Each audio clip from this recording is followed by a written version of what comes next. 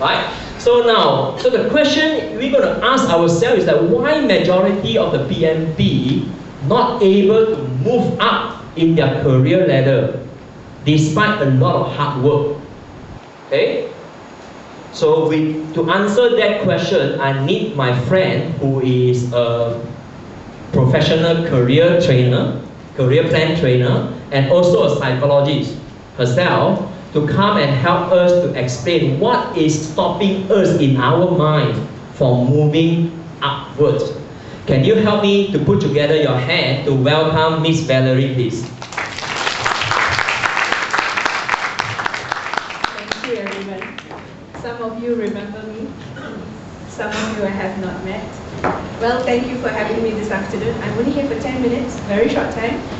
Just to answer some of the question about what is it that happens in the mind. As SK has said, my work is psychology, so I deal with mind, and with people and how they think and how they behave. And so often how we think affects our future, our behaviors, and the impacts that we make in our life. I've just put together 2 cartoons to make you think a little bit about your life. How many of you work very hard? Only those many. The rest of you are having a good time. That was what they told their management to, in order to get the permission to be here. How many of you feel you work like a dog? Okay, I won't ask you to put your hand up. Now, many of us work a certain number of hours in a day. I'm sure on your written contract it says you work 8-hour day, right? How many of you work 8-hour day? Only 8-hour day? Very good. How many of you work more than 8-hour day? Therefore you work like a dog. Okay? You're not following the contract. And so then the question is, how come on the piece of paper you read, your eye sees, your brain thinks, and you see 8 hours, but then somehow the actions of the body doesn't work in that way? And it seems that the engine moves on longer than the 8 hours. And so then my first cartoon, which shows us like that little dog who is very excited on the weekend, and on Monday comes in growling, don't talk to me, I have a bad day, and then praying very hard, God get me through this day. And then the dark clouds are there, please let me die, I can't stand it anymore. And then on Thursday we're going, and slowly it seems like I'm getting some life back because Friday is coming. And on Friday I can whistle a bit and sing a tune because then on Saturday I can enjoy. Now how many of you are really enjoying on Saturday? Or are you still working? So, again it says, do you actually even get those weekends? And when a person's life is going around in this kind of cycle, where is the space to dream and to plan and to think far and to think where I want to be and what I want to do? Is there room to think? So we are living in a day and age now where we work and work and work, we push, and then we come home and we're exhausted. And all you want to do is hit the sack, go to bed, or don't talk to me, I just want to stare at the idiot box, the TV, and let something go on there. And we begin to be irritable and not be very nice to the people around us sometimes. I don't want to talk anymore because I'm too tired.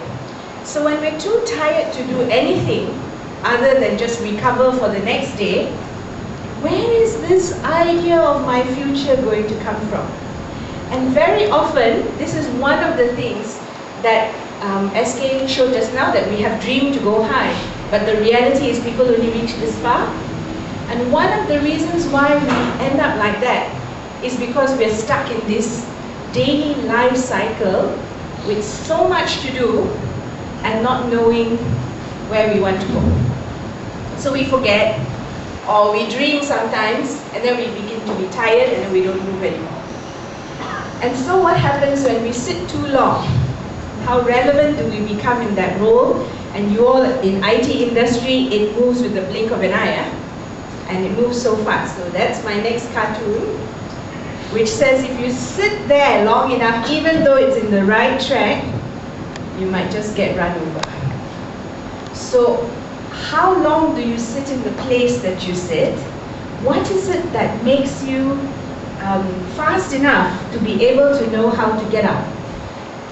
To be able to do that, you need to stick to your 8 hours a day and have your weekends to think, your evenings to think, and start to plan.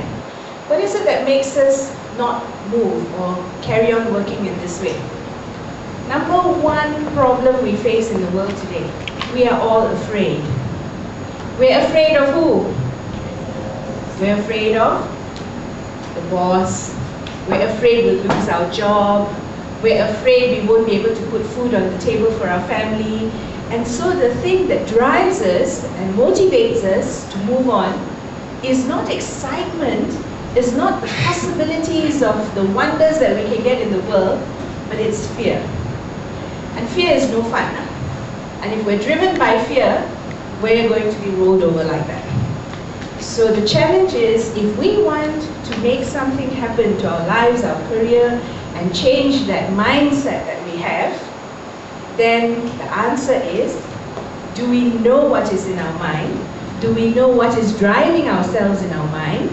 What are those beliefs that push us to continue living the life that we live? And what are the changes then that we need to make so that we are able to achieve our plans and push even more the way SK is pushing those numbers, you know? Every year he's increasing the number, and it's working, isn't it? He didn't only hit 200, he got 206.